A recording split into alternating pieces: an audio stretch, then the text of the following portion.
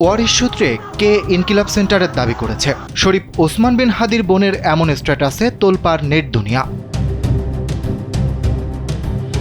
ইনকিলাব cultural সেন্টারের শীর্ষ দুই দায়িত্বশীলের পদত্যাগকে ঘিরে নতুন করে বিতর্ক তৈরি হয়েছে। পদত্যাগের কারণ হিসেবে প্রতিষ্ঠাতার ওয়ারিশদের দাবির কথা বলা হলেও সেই দাবিকে সরাসরি মিথ্যাচার বলে প্রত্যাখ্যান করেছেন নিহত প্রতিষ্ঠাতা শরীফ ওসমান বিন হাদির বোন মাসুমা হাদি। তার প্রশ্ন, পরিবারের নামে দায় চাপিয়ে কার স্বার্থে এমন বিতর্ক তৈরি করা হচ্ছে। সম্প্রতি ফেসবুকে দেওয়া এক ঘোষণায় ইনকিলাব কালচারাল সেন্টারের চেয়ারম্যানের পদ ছাড়ার কথা জানান আব্দুল্লাহ আল জাবের। একই সঙ্গে দায়িত্ব ছাড়েন ভাইস প্রেসিডেন্ট ও প্রতিষ্ঠাকালীন সদস্য ফাতিমা তাসনিম জুমা।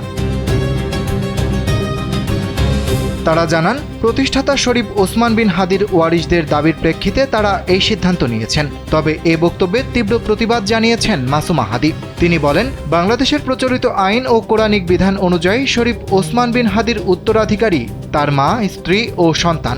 তাদের কেউই সেন্টারের দায়িত্ব দাবি করেননি। তাই ওয়ারিশদের দাবির কথা বলে পদত্যাগের কারণ দেখানো সম্পূর্ণ ভিত্তিহীন।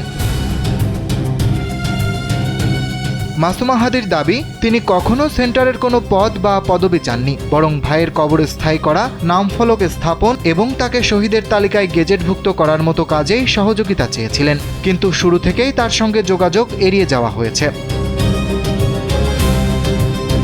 তার অভিযোগ, এখন পরিবারের উপর দায় চাপিয়ে সদস্যদের পদত্যাগ করানো হচ্ছে, যা উদ্দেশ্য প্রণোদিত। একই সঙ্গে তিনি বলেন, ইনকিলাব কালচারাল সেন্টার কোনো ব্যক্তি বা পরিবারের সম্পত্তি নয়, এটি জনগণের অর্থায়নে গড়ে ওঠা একটি প্রতিষ্ঠান।